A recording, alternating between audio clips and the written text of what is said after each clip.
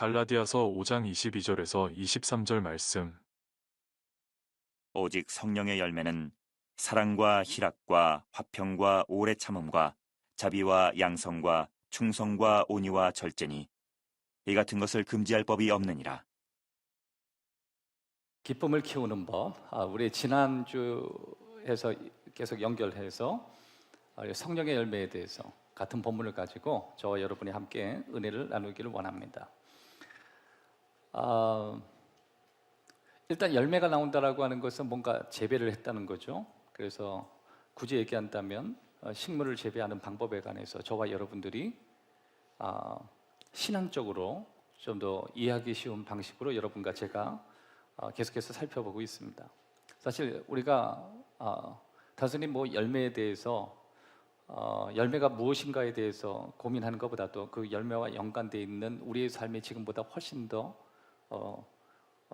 이전보다 좀 더 나을 수 있고, 또 우리 주위에 있는 좋은 형제와 자매들과의 관계가 지금보다 훨씬 더 좋은 모습으로, 또 아름다운 모습으로 더 나아가서 위대한 관계까지 성장시킬 수 있는 방법이 무엇일까? 우리는 계속 성경 안에서의 방법을 고민하고 있습니다. 인생 관계죠. 한번 따라합시다. 인생은 관계다. 하나님과의 관계가 시작되고, 부모와의 관계가 시작되고, 더 나아가서 주변과의 관계죠. 정확히 보면은 삶을 잘 살았다, 그러면 관계를 잘 유지했다, 관계를 잘 맺어갔다, 그런 것입니다. 아무리 오래 살아도 주변 내가 살아왔던 삶의 관계가 무너져 있다면 사실 허무하기도 하고, 그리고 내가 살아온 삶이 무엇인가 또 허망한 마음이 들 수 있다라고 하는 것입니다. 아무튼 삶이라고 하는 건 관계예요. 관계를 잘 유지한 사람들, 관계를 잘 성공적으로 가져온 사람들은 인생을 잘 살았다, 그렇게 생각할 수 있습니다. 그런데 어떻게 가장 크고 또 동시에 그것을 가장 잘 성장시킬 수 있는 방법이 무엇인가? 어떻게 하면 우리 삶의 아름다운 열매, 우리 삶의 그 정원을 풍성하게 가꿀 수 있을까? 오늘 계속해서 살펴보고 있습니다. 자, 오늘 본문 우리 바로 한번 들어가기를 원합니다. 22절을 한번 보실래요? 오직 성령의 열매는, 오직 성령, 한번 따라합시다. 오직 성령의 열매는. 여러분, 여기에서 보면 열매들이 아니라 열매라고 하는 것을 여러분 주목하셔야 돼요. 열매들이 아니라 뭐라고요? 복수가 아니라 단수예요. 열매. 성령의 열매를 맺는데요. 그럼 이게 무슨 차이냐? 성령의 열매는 9가지 열매가 아니라는 거예요. 열매는 하나인데 9가지의 특징을 가지고 있다는 뜻이에요. 9개의 열매에 사랑의 열매, 여러 가지 등등의 열매가 있다는 게 아니라 한 개의 열매가 있는데 9가지의 특징을 가지고 있다, 그 뜻이에요. 9가지 미덕, 9가지 측면, 9가지의 내용, 9가지의 특징, 하나의 열매에 9가지가 맺어져 있어요. 그래서 풍성한 거예요. 열매 하나를 우리가 먹을 때 단맛 하나만 느끼는 게 아니라 9가지의 맛을 느낀다는 거예요. 그럼 풍성하죠. 그럼 위대한 거 아닌가요? 그러나 인생 살다가 잘 먹고 잘 살았다, 이 정도가 아니라 9가지의 풍성한 측면을 그 사람에게서 만난대요. 그건 위대한 거죠. 성령이 도와주신대요. 하나님이 도와주신대요.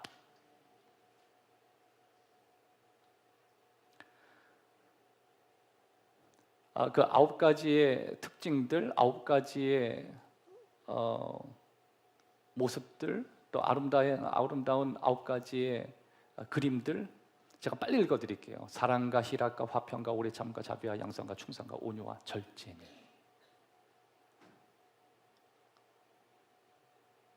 여러분, 이런 거 한번 좀 같이 따라해보는 게 괜찮은 것 같아요. 사랑, 희락, 화평, 오래 참음, 자비, 양성, 충성, 온유, 절제니. 주일학교 때 이거 9가지 정말 안 외워졌어요. 이거 9가지 열매 이거 외우면 상 준다 그래서 얼마나 외웠는지. 희락, 양성, 이게 너무 어렵잖아요. 이게 무슨 말이라고요? 마트에 가면 과일 종류 이름을 얘기하는 게 아니에요. 식료품이 아니라는 거예요. 만약에 이것이 식료품이라면 사랑 가지고 오면 되고, 희락 가지고 오면 되고, 뭐 절제 가지고 오면 되고, 그런 게 아니라는 거예요. 그런 하나하나 단품된 열매가 아니라 하나에 5가지의 풍성함이 있대요. 9가지의 풍성함이 있대요. 그러니까 하나씩 사올 수 있는 게 아니에요.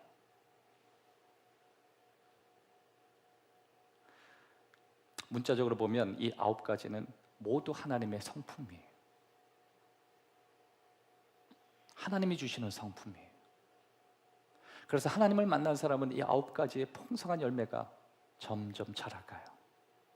그래서 이 복음성가 중에 그런 게 있잖아요. 싹 드네 싹 터요, 막 사랑의 종장 싹. 오늘 이 말씀을 들을 때 여러분의 삶 속에 성령의 9가지 아름다운 모습들이 잘 자라나기를 주의 이름으로 축복합니다. 있을 거예요. 여러분이 잘하지 못한 것이지 있을 거예요. 여러분의 주위에서 어떤 믿음의 사람들은 하나님을 만나고 나서 이 9가지 열매의 측면을 그 사람에서 보는 거예요. 참, 저 사람 절제 잘한다. 저 사람 사랑이 어떻게 많지? 어떻게 다른 사람을 위해서 긍휼한 마음이 저렇게 풍성한 거야?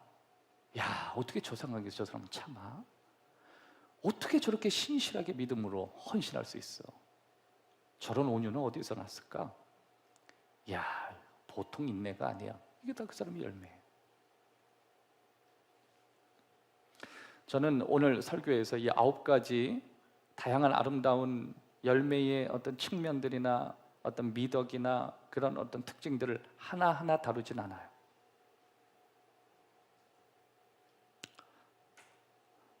그렇게 다 다룰 수 있는 시간이 있지 않기 때문에 그렇게 하나하나 다루기는 쉽지 않습니다. 그러나 제가 오늘 여러분과 함께 나누고 싶은 내용은 그런 하나님의 성품들이, 그런 하나님의 아름다운 모습들이 우리 안에서 자라나는 것을 저와 여러분한테 여러분과 함께 나누기 원한다는 것입니다. 그 안에 하나님의 계획이 있고 하나님의 목적도 있고 또 우리 삶의 여러 가지 영역 속에서 이런 하나님의 9가지 아름다운 것들이 각기 자라기 시작한다는 거예요. 자, 그러면 두 번째 보면 사랑 다음에 뭐라고요? 희락. 희락이 영어로 보면 joy, 기쁨. 하나님은 기쁨의 영이시래요. 그 예배 드리면 여러분 기뻐해야 돼요. 예배 찬양하면 막 기뻐해야 돼요. 목사님, 예배 드리는 내내 짜증났어요. 그분을 만난 게 아니에요. 하나님의 영은 기쁨의 영이에요. 앞에 있는 3가지의 속성, 사랑, 희락, 화평 있죠? 이건 하나님의 정말 진한 성품이래요. 그 예배 속에는 하나님의 사랑이 느껴요. 동시에 기뻐요. 알 수 없는 기쁨이 있어요. 그 기쁨을 여러분과 함께 나누고 싶은 거예요. 근데 그 기쁨은 그냥 느낌이 좋은 정도의 감정 아니에요. 이모션이 아니에요. 여러분 가끔 예배 드리면 이런 생각하죠. 가면 뭐하나? 찬양하겠지? 찬양하면 뭐하나? 기쁘겠지? 막 그런 패턴. 그거 아니라는 거예요. 네, 찬양하면 기뻐요. 그런데 세상에서 여러분이 놀고 얻는 기쁨하고는 달라요. 다르다고요. 여러분 통장에 돈이 쌓여지고 여러분이 좋은 레스토랑에서 밥을 먹고 여러분이 좋은 차를 사거나 여러분이 느끼는 그 행복에서 얻는 그 조이가 아니라 여기서 느끼는 이 기쁨은 그런 이모션이 아니라고요. 오히려 하나님 주신 기쁨은 힘을 줘요. 그리고 하나님이 내 삶에서 원하시는 하나님의 성품이 맺어지는 거예요. 그래서 하나님 주시는 어떤 번성의 축복을 느끼려면 이 기쁨이 꼭 필요해요. 여러분 주변에 번성하는 사람들 주변 보세요. 특별히 믿음의 사람들, 노력해서 번성하는 사람 말고 그 사람들 보면요, 기쁨이 있어요. 번성하려면 기쁨이 필요하고요. 또 누가 그러던데요, 죽을 병에 걸려도 자꾸만 웃으라고. 어떤 병원에서는 환자들에게 뭐 하루에 3번씩 억지로 웃기. 그렇게 심각하면 오래 못 산다고요. 자, 저 위에 있는 분하고 인사합시다. 기뻐합시다. 네. 기뻐합시다 이래서 네. 여러분 가정이 살기 원하세요? 그럼 기뻐하세요. 여러분 자녀가 살기를 원하세요? 기뻐하세요. 약간 좀 재치도 필요하고요, 유머도 필요하고. 또 우리 아버지들 있죠. 오늘 어버이 주일인데 아버지 좀 애햄 이런 거 좀 버리고 좀 망가지세요. 무시도 당하고.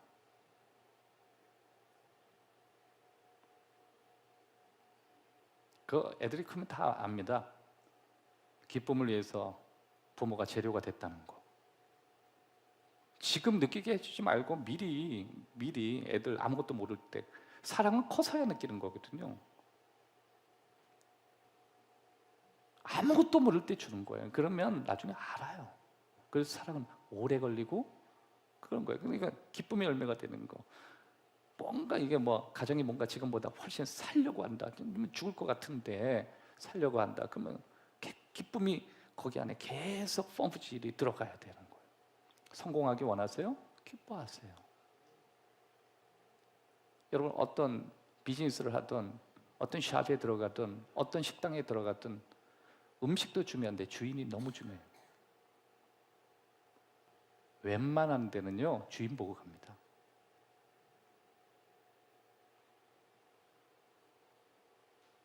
친절하고 웃고. 여러분 저도 어떤 식당에 갔는데요, 아주머니가 얼마나 웃는지 몰라요. 늘 웃어. 그때 밥 먹으러 왔지 아주머니 웃음 보러 온 건 아니잖아요.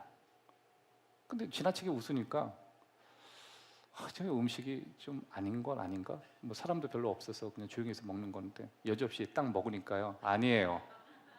더군다나 아주머니가 뭐 시작한 지 얼마 안 돼서 정말 실수해. 심지어 반찬도 제 옷에 떨어뜨렸어요. 그런데 하도 아주머니 즐겁게 하니까요, 제가 뭐라 그랬는지 나도 모르게 괜찮아요. 다음에 또 올 건데요, 뭐 그랬어요. 물론 여러분 웃을 팔면서 음식 정말 세상처럼 맛없으면 그건 안 되죠. 그런데 기쁨은 너무 중요해요. 여러분 자녀에게 기뻐하는 거 가르쳐 주십시오. 모든 것에 기쁘게 리액션하는 거 굉장히 중요해요. 성공하려면 무조건 기쁨이 필요하죠. 특별히 인간관계에서 지금보다 훨씬 더 업그레이드를 경험하기 위해서, 그레이트하게, 위대하게 가기 위해선 무조건 기쁨이 필요해요. 그런데 그 기쁨을 우린 세상적인 기쁨이라고도 얘기하지만 우린 그 기쁨을 얘기하려고 오늘 이 자리에 있는 건 아니에요. 예수님이 주신 기쁨이에요. 그러니까 예수님이 주신 기쁨을 어떻게 경작하느냐 말이죠. 성령께서 우리에게 주시고 싶어하는 열매가 있다는데, 근데 오직 성령의 열매는 성령님이 주셔야 맺을 수 있대요. 그러니까 우리가 당연히 그것을 식당 가서 사는 게 아니라 성령님께 구해야겠죠. 성령님이 가지신 그 열매를 내 삶에 가져오기를 원한다. 내 인격에 가져오고 싶다. 내가 맺어가는 삶의 내용 속에 가져오기를 원한다. 사도 바울은 그 기쁨의 열매에 대해서 빌립보 신도들에게 보내는 편지 중에 여러 서신들 가운데 빌립보서가 기쁨이 가장 가득 찬 서신이거든요. 자신이 왜 기뻐하는지, 자신의 이 기쁨의 열매가 어떻게 맺어지는지, 어쩌면 갈라디아서 5장 22절에 오직 성령의 열매를 가장 잘 표현하는 성경이 있다면 그 빌립보서예요. 그러니까 갈라디아서 5장 22절의 성령의 열매를 정확히 해석하기 위해선 사도 바울이 가장 어려울 때 가장 진지한 기쁨을 얘기했던 빌립보서를 볼 수밖에 없는 거예요. 그게 어떤 기쁨이었는지, 이게 내가 평상시에 추구했던 기쁨과 바울이 가지고 있는 기쁨이 어떤 기쁨의 차이가 있는가, 우린 그 부분을 오늘 살펴보기 원합니다. 특별히 성령께서 주시는 기쁨을 어떻게 내가 잘 재배하고 경작할 수 있는지, 영어로 보면 cultivate를 할 수 있을지 우리가 그 내용을 살펴보기를 원합니다. 특별히 성령의 열매는 우리 삶에 완전히 유기농과 같은 거예요. 세상에 때가 안 들어가 있어요. 세상 사람들이 가지고 있는 여러 가지 조건들이 갈아 들어간 게 아니에요. 이건 정말 순수한 기쁨이에요. 저는 그 기쁨을 네 가지의 삶의 방식 가운데 저와 여러분이 키울 수 있다고 생각해요. 그 본문에 나와 있는 내용을 중심으로 네 가지를 살펴보기 원합니다. 첫 번째, 예수님의 기쁨을 키우는 방법. 모든 상황을 다시 구성하는 거예요. 재구성.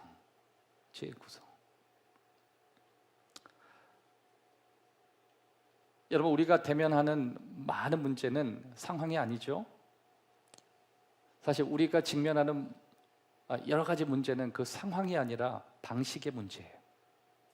언제나 우리는 여러 가지 상황을 부딪히잖아요. 큰 어려운 상황, 또 가장 우리를 행복하게 하는 상황들은 계속 찾아와요. 근데 문제는 언제나 우리가 실패했던 거는 상황의 종류가 아니라 상황을 대하는 방식의 문제였거든요. 저와 여러분의 큰 문제는요, 큰 어려움을 만났다, 작은 어려움을 만났다, 우리가 만나는, 직면하는 그 문제가 아니라 더 큰 문제는 그걸 다루는 법을 모르는 거예요. 어떤 사람은 비즈니스를 하다가 여러 가지 어려움을 경험할 수 있죠. 상황이 올 수 있는 거예요. 믿는 사람도 오는 거예요. 파산을 앞두고 있는 사람도 있고, 어떤 사람은 디보스를 경험할 수 있는 거예요. 이혼을 앞두는 사람도 있어요. 예수 믿지만. 어떤 사람은 원하지는 않지만 암에 걸려서 그 암과 치열하게 싸워야 되는 여러 가지 상황 속에 앞두고 있는 사람도 있고, 또 어떤 사람은 삶의 갑작스러운 변화가, 어떤 조건의 변화들, 환경의 변화가 갑자기 찾아와서 어쩔 수 없이 이사를 놓고 고민해야 되는 분도 있을 수 있어요. 또 지금까지 경제적인 상황이 좋지 않은데 자녀가 대학을 앞두고 있어서 이제 대학 등록금을 앞둬야 되는 실제적인 문제를 우리에게 또 처리해야 되는 상황이 우리한테 놓여질 수 있어요. 이게 다 문제예요. 문제. 그리고 다 상황이에요. 이런 상황을 예수 믿는 사람이라 피해갈 수도 있는 것도 아니고, 특별히 하나님이 갑자기 나타나셔서 있는 것을 그냥 해결해 주시는 것도 아니고, 언제나 상황 우리 앞에 있는 거거든요. 근데 성경을 잘 보면 우리가 그 문제를 어떻게 다루어야 되는지를 설명하는 거예요.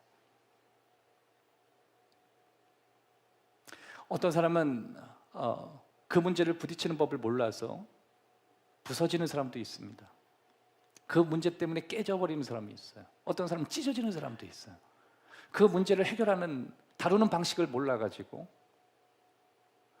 수영도 그렇죠. 여러분, 수영을 물에 빠지면 나올 수 있는 방식에 대해서 한 번 배운 적이 없어요. 물에 부딪혀 본 적이 없으니까 어떤 사람은 키를 넘지 않는 물에도 빠져 죽는다. 여러분, 계곡에서 빠져 죽는 사람 보면 생각보다 낮은 물에서 빠져 죽습니다. 근데 시골에서 잘하시는 이렇게 동네 형님들 보면요, 절대 계곡에서 빠져 죽지 않아요. 제가 어릴 때 시골에서 형님들하고 좀 같이 이렇게 지내고 그랬는데, 그 형님 계곡에서 놀면요, 요새 젊은 어린 친구들 계곡에서 못 놀죠. 빠져 죽는다고. 계곡 즉 죽음 이렇게 돼 있어요. 근데 저희 때는 노는 게 다 계곡이었어요. 네? 특별히 물이 적당히 해서 밑으로 푹 파인데 깊다고 좋아했거든. 깊다고. 그 가는 방법 여러분 다 아시죠? 우리 어른들 다 알아. 긴장할 거 하나도 없어. 그냥 힘 빼고 들어가서 바닥까지 갔다가 발 튀기고 올라오면 돼. 숨 쉬고 또 들어가서. 오히려 밑에서 별걸 다 줘. 쓰레기까지 주워요. 다루는 법을 몰라요. 여러분, 지금까지 여러분과 제가 겪는 모든 문제는 여러분만 겪는 것도 아니고 저만 겪는 것도 아니고 다 주변이 다 겪는데, 왜 나만 찢어지고 나만 망가지고 우리 가정만 박살나고, 그런 어떤 사람의 환경은 동일하게 같은 상황에 부딪히는데 왜 그들은 그레이드가 정말 올라가냔 말이에요. 어떤 사람은 똑같이 파산하고 똑같이 어려움을 당하고 똑같이 암을 걸리고 똑같이 병들었는데 그 사람은 더 깊어지고 그걸 딛고 올라가는데, 누구는 왜 끝도 없이 어둠 속으로 들어가는. 다행히도 여러분, 사도 바울은요, 좋은 상황에서 이 얘기를 하는 게 아니라 가장 안 좋은 상황에서 우리에게 이 설명을 하는 거예요. 그게 빌립보서예요. 특별히 감옥에 갇혀 있어요. 우리 12절 말씀, 빌립보서 1장 12절 말씀 우리 함께 읽었으면 좋겠습니다. 다 같이 읽겠습니다. 시작. 형제들아, 내가 당한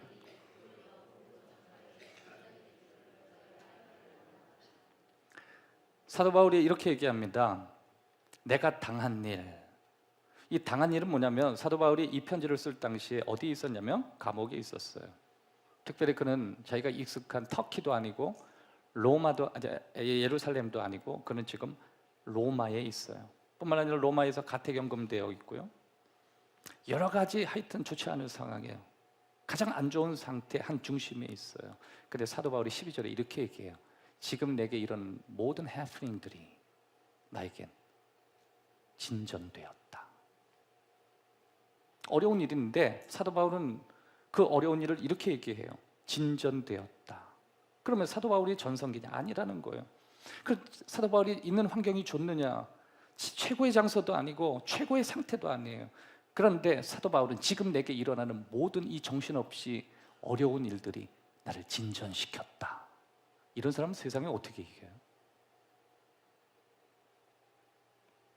그러니까 성경에서 어떤 믿음의 사람은 세상에 감당하지 못하느니라. 이런 사람은 어떻게 이겨? 망해도 망한 대로 배운 게 있고 성공하면 더 배운 게 있고 병에 걸리게 했더니 그 병을 통해서 더 깊어진다 그러고 건강하다 그러니 뭐 목숨까지 드린다 그러고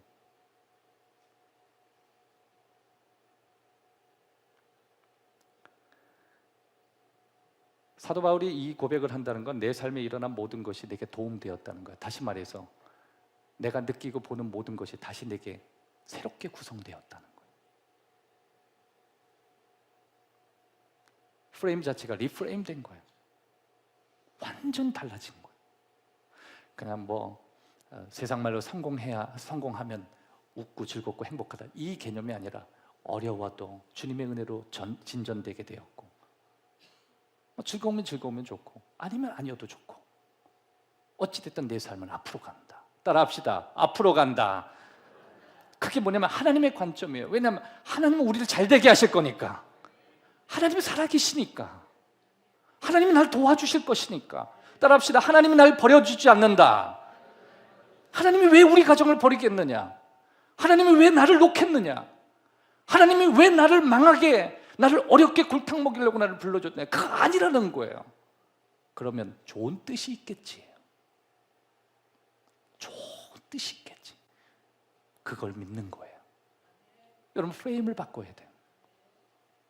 주변 사람과 비교하면서 왜 저 사람은 가지고 있는데 나는 없는가? 저 사람은 잘 되는데 나는 이런가? 아니에요. 그 사람이 그게 필요한 거고 내겐 이게 있었는데 내가 지금 납득되지 않고 이해되지 않아도 하나님이 내게 좋게 할 것이다. 근데 진전됐다. 여러분의 지금 처해 있는 장소나 여러분의 상황과 또 우리가 가지고 있는 지금 조건들이 절대 좋은 환경이 아니라 할지라도 한 가지는 분명해야 돼요. 이것이 저와 여러분을 찢는 것이 아니라 저와 여러분을 진전하게 만들 거예요. 이걸 믿어야 돼요. 그게 하나님의 관점이에요. 가장 어렵고 고통스러운 상황에서 사도 바울은 자신의 기쁨이 키워지고 있다는 거예요. 뿐만 아니라 사도 바울은 그 기회를 통해서 주의 복음을 증거한대요. 너무 좋대요. 자신이 갇혀 있으니까, 묶여 있으니까 아무것도 못할 줄 알았는데 할 수 있는 게 너무 많아졌대요. 여러분, 우리 예수 믿는 사람은 다 그러고 사는 거예요. 하나님께서 우리에게 세상적으로 너무 잘 나가서 정말 바쁘게 해줘서 그 바쁜 걸 통해서 하나님께 영광 돌리니까 하나님이 큰 영광을 받으시고 주변에게 좋은 영향을 주니까 얼마나 감사하느냐. 그 진전하는 거예요. 때로는 하나님께서 우리를 한가하게 만들어요. 너무너무 바빴던 삶이 갑자기 한가하게 만들어요. 나 혼자밖에 없도록 만들어요. 얼마나 좋아요. 하나님과 깊이 있게 교제를 나누니까. 와, 이런 사람은 어떻게 막죠? 장사가 잘 될 때는 막 기뻐하다가 장사가 안 될 때는 주님 어디 계십니까? 막 이러고. 여러분, 주님도 너무 답답하지 않겠어요? 어떤 분 좀 그런 분들 봤어요. 장사가 잘 될 때는 아이고 주님이 이렇게 바쁘게 하셔서 참 주님께 드릴 것도 많게 하시고 아이고 쓸 것도 많았는데 얼마나 감사하느냐 뭐 이러고 다니시다. 약간 좀 얄미운데 그러고 다니셔요. 근데 또 어쩔 땐 장사가 또 안 돼. 그럴 때는 어느 순간 막 성경을 막 묵상하고 있어요. 참, 우리 주님은 완급 조절을 잘 하신다고. 요새 성경 못 보는 줄 어떻게 아시고, 어쩔 때는 성경을 20-30장 읽을 동안 손님 한 명을 못 봤대요. 따라합시다. 주의 은혜라. 야, 이런 불 어떻게 막냐.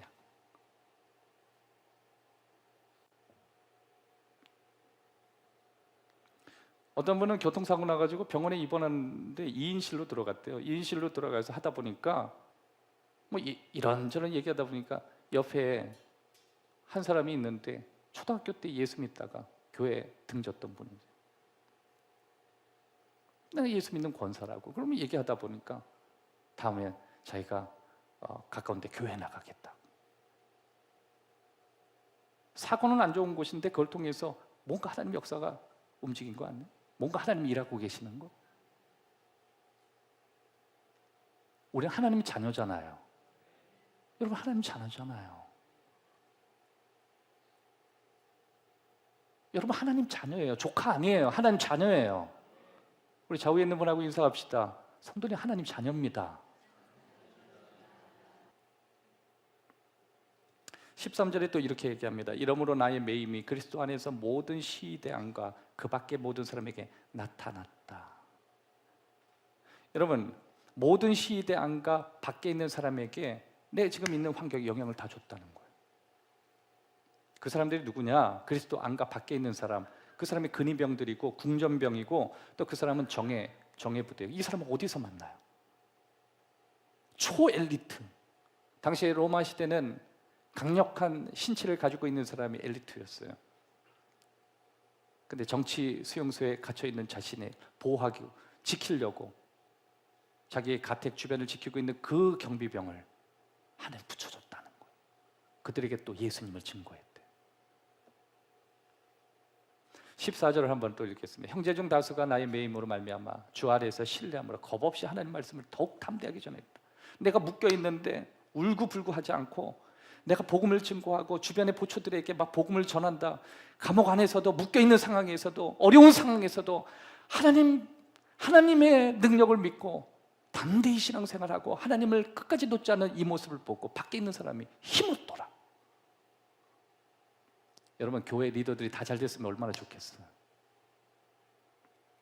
교회 섬기는 분들이 하는 일마다 족족 잘 되면 얼마나 좋겠어요. 그런데 그리스도 밖에 있거나 교회 담장 밖으로 가면 해도 안 되는 사람이 너무 많아요.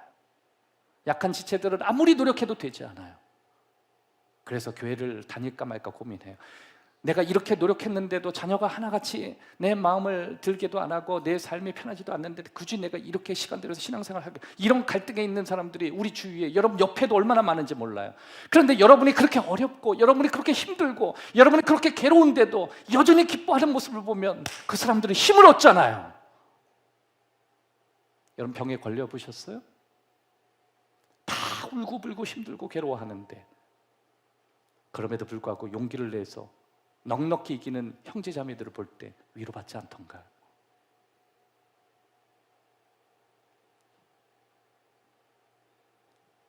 저희 가정을 완전히 바꿔놓으신 분이 계십니다. 저희 가정이 예수 믿도록 우리를 완전히 바꿔주신 분이 계셔요. 지금은 다른 교회 장로님이 되시는데 저희 어머니가 남대문에서 노상에서 욕을 얻어 먹으면서, 그 경비들한테 욕을 얻어 먹으면서 커피를 파실 때 상점을 가지고 그 앞에서 시계를 파시던 당시에 사장님이셨어요. 근데 그 사장님은 어느 교회 집사님이셨습니다. 어머니가 그래요. 내가 평생 잊을 수 없는 게 그분이 맨날 따뜻한 차도 주고 늘 보호해 주시고, 저희 어머니가 볼 때는 저분은 참 상가도 가지고 계시고 뭐 거기에서 이것저것 팔고 얼마나 안정됐겠어요. 근데 저희 어머니는 뭐 경비들이 여기서 치워라 그러면 저쪽 가서 치우고 매일같이 전쟁이었어요. 근데 그분이 저희들을 나중에 전도했거든요. 우리 교회 한번 와보라고. 제가 지금도 기억나요. 저희 교회, 제가 어릴 때 교회를 등록하기 전에, 그렇게 어릴 때 저희 어머니가 저 데리고 어디 갔던 기억이 나요. 그 기억이 나요. 저도 우리 교회 꼬마들처럼 계단에 막 돌아다니고 막 간증 집회 이런 거예요. 내가 보니까 막 돌아다녔어. 막 지금도 무슨 집 비슷한 데인데 아저씨들 아줌마들 꽉 차 있었거든. 그럼 오르락 내리락 오르락 내리락. 근데 안에서 뭐 찬양하고 막 주여 주여 하고 막 그러는데 내가 뭐 할 게 뭐야? 그때 누구였나 보니까요, 전용대, 그때가 전용대 씨가 아주 핫할 때였거든. 그때 전용대 씨는 아이돌이었어요. 예, 전용대 씨가 누군지 모르면요, 이런 찬양 들어보셨어요? 세상에서 방황할 때 나 주님을 몰랐네. 우리 어머니가 거기에 은혜 받고 가족은 내버려 두고 당신 혼자 여의도 순복음교회 간증 집회 다니고 그러셨다. 저도 그거 영향받아서 찬양 많이 했습니다. 예수여 이 죄인을. 그게 시작이었어요. 그분이 그 좋은 분 만나가지고.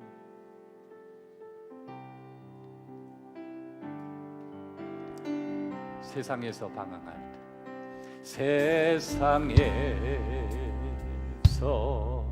방황할 때 나 주님을 몰랐네. 벌레만 내가 용서받을 수 있나요?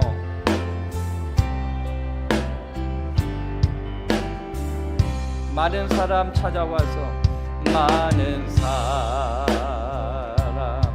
찾아와서 나의 친구가 되어도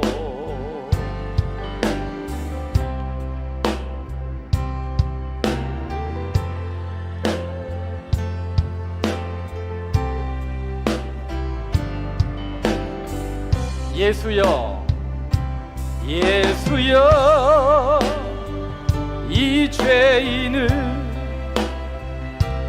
불쌍히 여겨 주소서. 할 것 없는 이 몸 위로받기 원합니다. 3절이요. 이 죄인의 애통함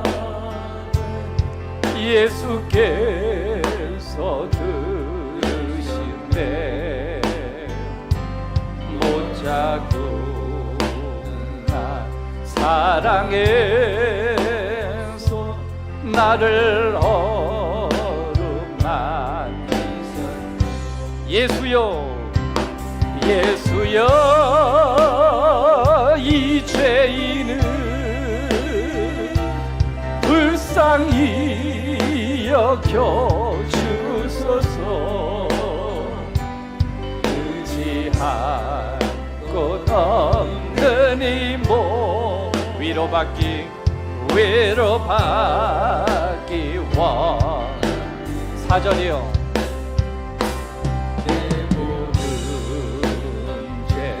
무거운 짐 이제 모두 다 벗었네. 우리 주님 예수께서 나와 함께 계시는. 예수여 예수여 이 죄인 무언 감사드립니다. 나의 몸과 영혼까지 주를 위해 예수여 내 주여 이 죄인이 무한 감사드립니다.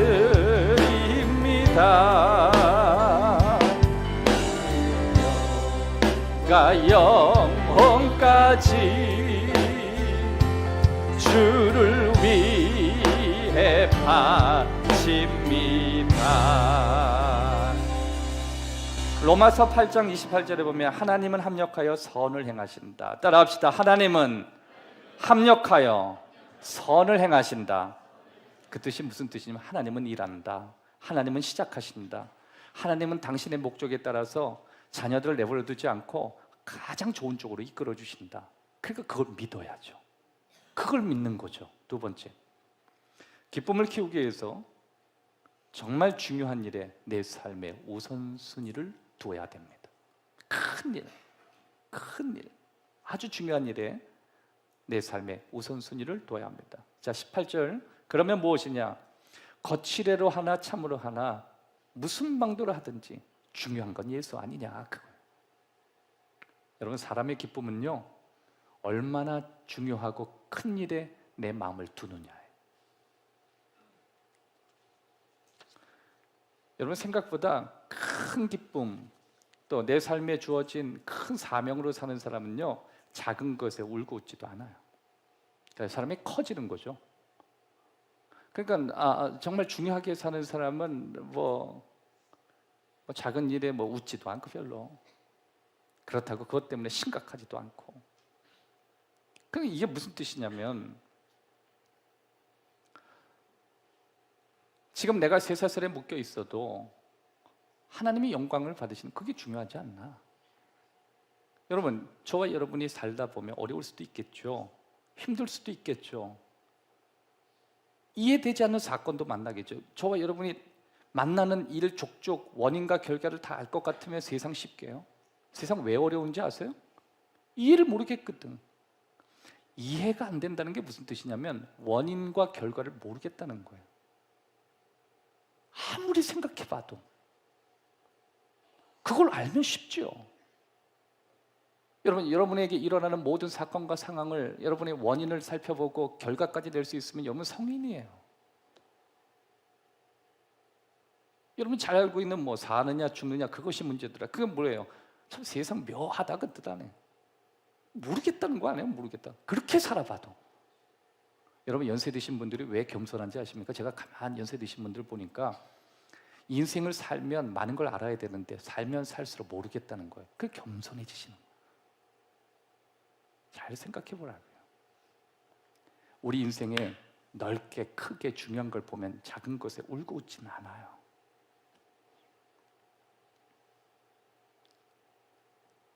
가야 될 것도 멀고 해야 될 것도 너무 많고, 그래서 사람은 언제나 큰 일을 가지면 자신의 기쁨이 커져요.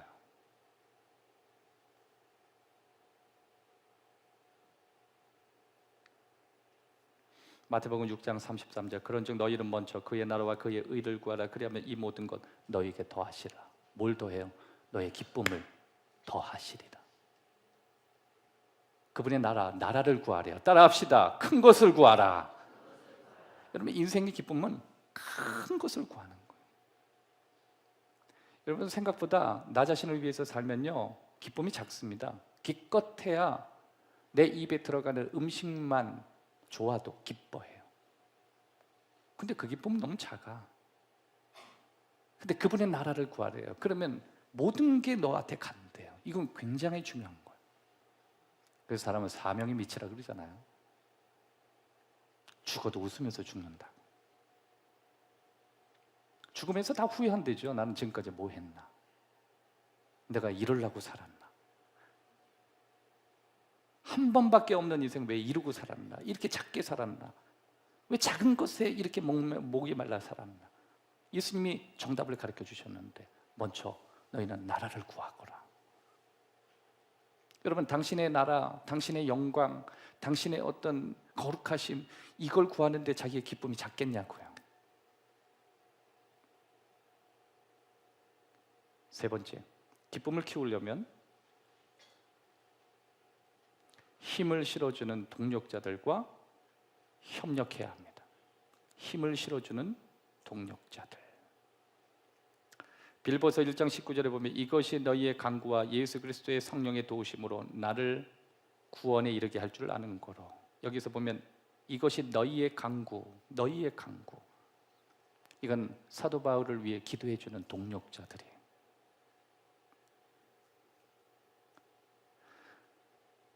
여러분, 여러분에게 힘을 실어주는 동력자들을 귀하게 여기세요. 그 사람들은 보석이에요. 보물이에요.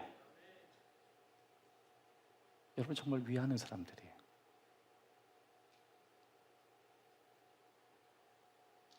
근데 여러분, 그 동력자들이 막 때로는 나 지지합니다, 나 목사님 편에 섭니다, 뭐 이런 게요, 때로는 막 지쳐 있다가도 다시 함께 해요. 사도 바울에게 있었어요, 그 사람들이.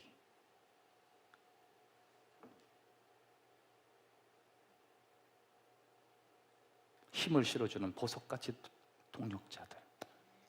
우리 교회 그런 집사님들이 많습니다. 자신의 상황이 어렵고 힘들어도 여전히 격려하고 위하여 기도한다 그러고.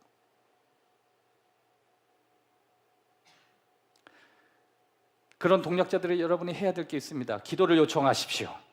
로마서 15장 30절, 형제들아 내가 우리 주 예수 그리스도와 성령의 사랑으로 말미암아 너희를 권하노니 너의 기도에 나를 올려다오. 골로새서 4장 3절, 골로새에 있는 형제들에게 이야기합니다. 우리를 위해서 기도해줘. 전도의 문을 열어달라고. 내가 설교 잘할 수 있도록, 내가 묶여있는 상황에서 설교가 묶이지 않도록. 에베소에 있는 형제들에게 이렇게 얘기합니다. 또 나를 위해서 구할 것은 내게 말씀을 계속 달라고. 내 입을 열어서 사람들이 하나님의 복음 속에 나아갈 수 있도록. 사도 바울에게 로마에 있는 형제들, 골로새에 있는 형제들, 에베소에 있는 형제들, 이건 보물 같은 동력자들이었어요. 동시에 힘을 실어준 가장 우리의 변하지 않는 동력자가 있죠. 성령님이십니다. 성령님의 도움을 요청하십시오. 빌립보서 4장 13절, 내게 능력 주시는 자 안에서 내가 모든 것을 할 수 있느니라. 성령님은 살아계세요. 오늘 이곳에 계셔요.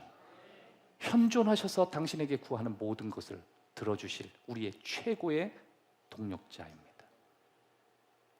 여러분의 삶이 그 동력자로 인하여 깊어지기를 주의 이름으로 축원합니다. 우리 잠시만 찬양 부르시고 시작하겠습니다.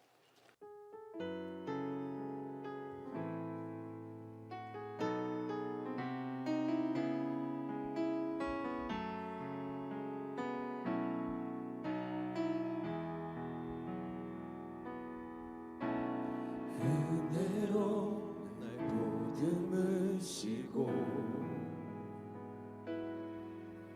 사랑으로 품어주셔도 내 마음 한 자락도 지키지 못하는 이 모습 부끄럽습니다. 우리 함께 따스한 곁을 내어주신 따스한 곁을 내어주신 주님 앞에 나아갑니다. 표현 못할 긍휼로 나를 붙드시는 주님의 이름만 주 이름만 바라봅니다. 매일 마주한 매일 마주한 슬픔을 견뎌나가며 주 예수의 마음을 닮아가네. 두려운 걸음마다 주가 동행하니 주를 지하며 오늘을 걷네. 주의 신실한 소망을 깊이 담으며 주 예수의 풍요를 채워가네. 하나님의 자녀로 명예 지켜가며 깊어진 삶을 주께 드리. 이절로 고백합니다. 따스한 곁을 내어주신 따스한 곁을 내어주신 주님 앞에 나아갑니다.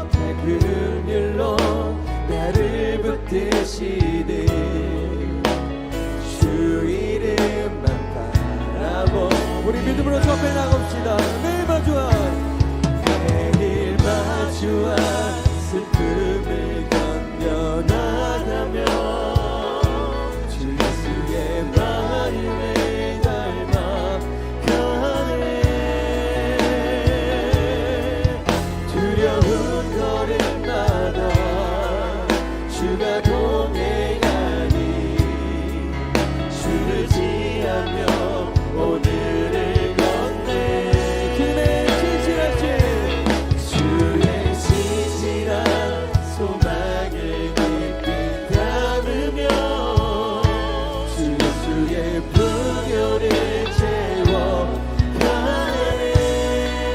하나님의 자녀로 하나님의 자녀로 명예 지켜가며 깊어진 삶을 우리 마지막으로 한 번 더 고백합시다.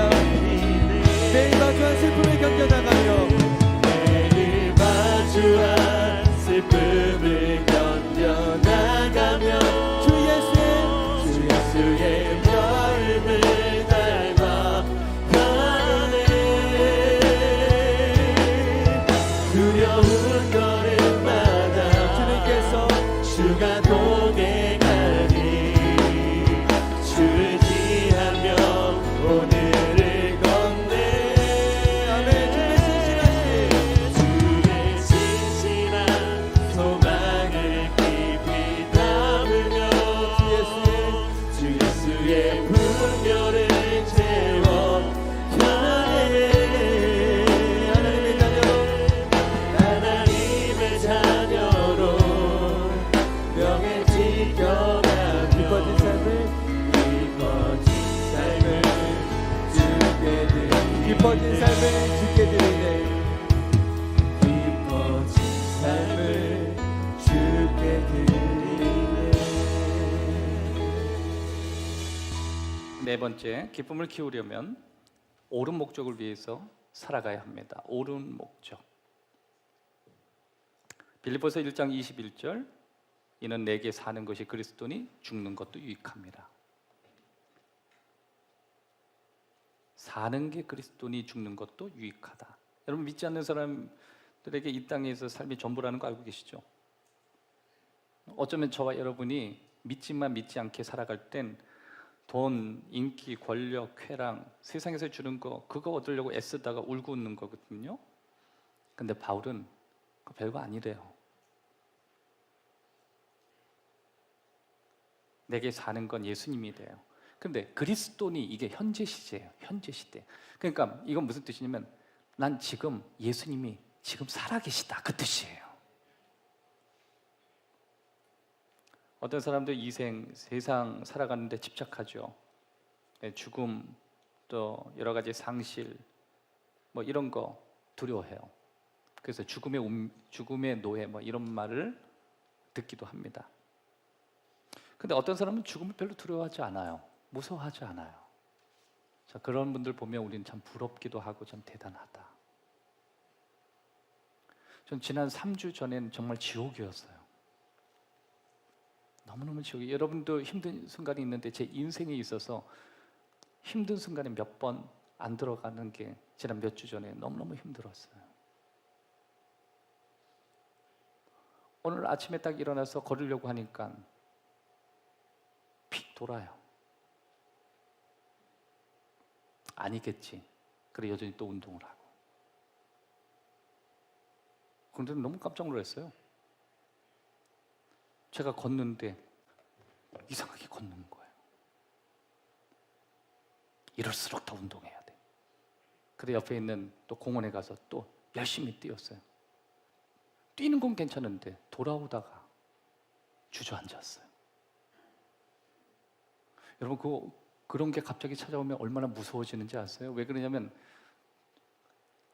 일단 사람이 40대가 좀 넘어가면요, 갑자기 혈압이 올라가든지 뭔가 상황이 있으면 뭐 문제가 있기 시작하는 거거든요. 그 주변 사람 다 이렇게 뭐라고 얘기하냐면 이제 그 정도 사셨으면 망가지는 것이 하나씩 나온다는 거예요. 여러분도 안전하지 않습니다. 우리 젊은 친구들은 그런 걸 모르고 살지만 한 30대, 40대 정도 이 기계를 쓰다 보면, 몸을 쓰다 보면 망가질 때가 다 되는 거. 어디론가 망가져요. 그런데 제가 그날 이제 사실 이렇게 목회라고 하는 게 여러분이 볼 때는 그냥 앉아서 설교만 하는 것 같지만 사실 이것저것 준비하는 게 때로는 무리하게 뭔가 욕심내서 뭐 하다 보면 때는 잠을 막 줄이기도 하고. 근데 살짝 사실은 그 전주부터 느낌이 오기 시작했거든요. 저는 그게 공황증세인 줄 알았어요. 그럼 언제나 주일이 되면 아직까지 그 몇십 년을 했는데도 여전히 울렁거리고. 그런 사람이 아닌데 뭔가 이게 준비가 또 덜 되면 앞에 서는 게 막 두렵기도 하고, 또 여러분처럼 이렇게 설교를 진지하게 들으면 더 힘들기도 해요. 그 대충 들으면 뭐 기대나 하겠어 할 텐데 너무 진지하게 들으니까 어쩔 때는 준비가 안 될 때는 막 무섭기도 하고. 그게 제가 그러게 듣는지 이게 공황인 줄 알았어요. 그랬더니 그게 아닌가 봐요. 혈압이 184까지 올라가고, 혈압 기계를 딱 쟀더니 어느 날 200까지도 올라가요. 병원에 갔더니 바로 큰 병원으로 가라는 거예요.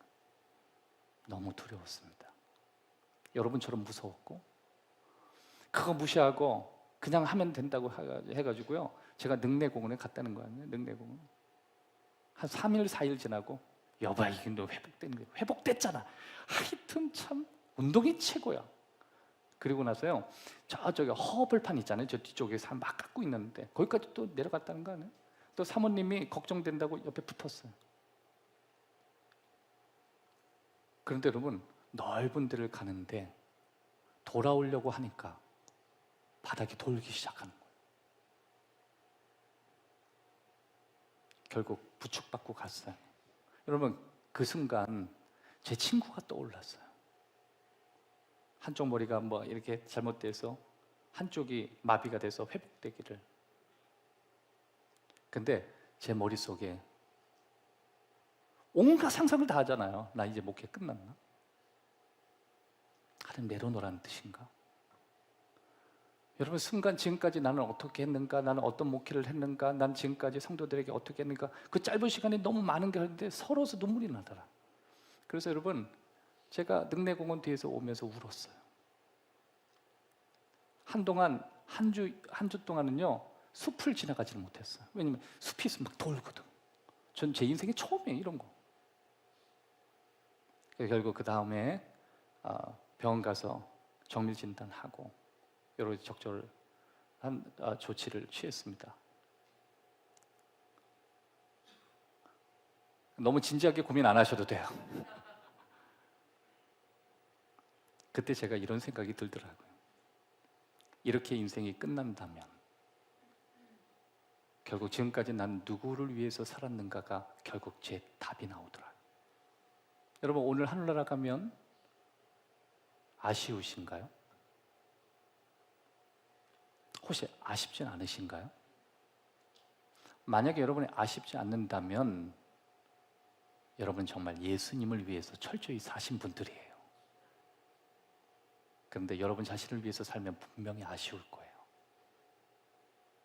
아무것도 아닌 것처럼.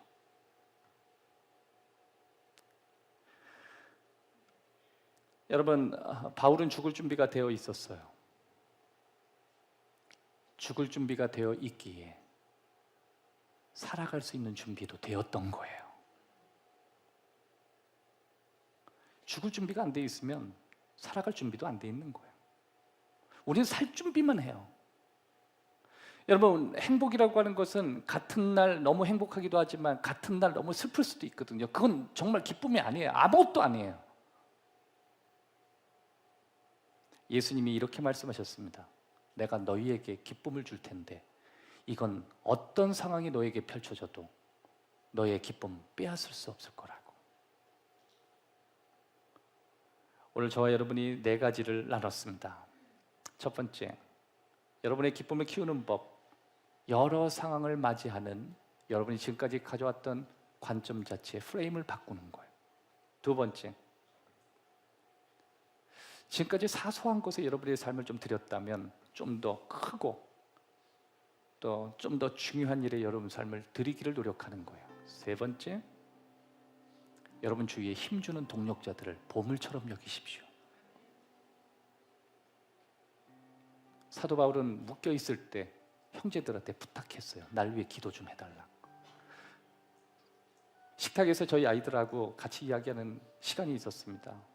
제가 회복되어지는 그 시간 동안 저희 가족 전체가 지옥이었겠죠?